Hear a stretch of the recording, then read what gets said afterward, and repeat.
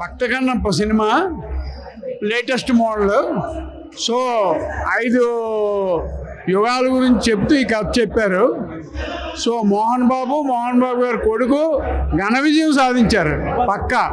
ప్రభాస్ కూడా, అందరూ టీం అంతా బాగా పనిచేసింది, ఎక్కడ ఇచ్చిపోలేదు.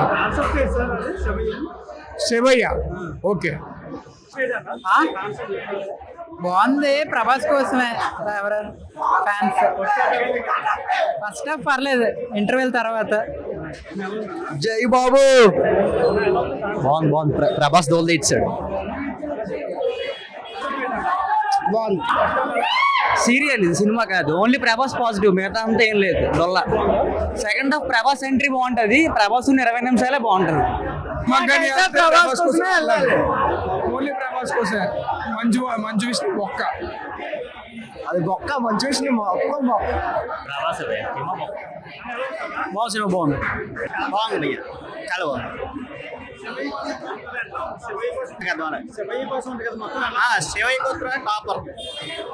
సినిమా చాలా బాగుంది.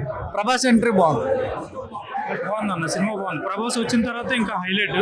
ఫస్ట్ హాఫ్ కొంచెం స్లోగానే ఉంటుంది కానీ సెకండ్ హాఫ్ మాత్రం అసలు ఇంకా ఊహించలేనంత బాగుంటుంది సినిమా మాత్రం.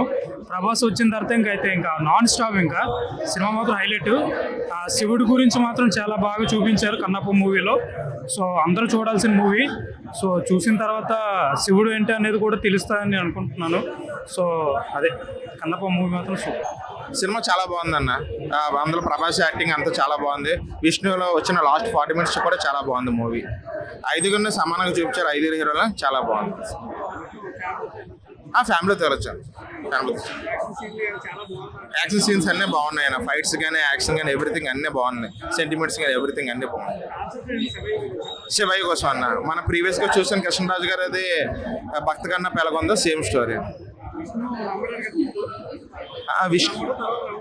విష్ణు ఫస్ట్ నమ్మడన్న, తర్వాత శివుడి కోసం ఎలాగుండదు అన్నది చాలా బాగుందన్న.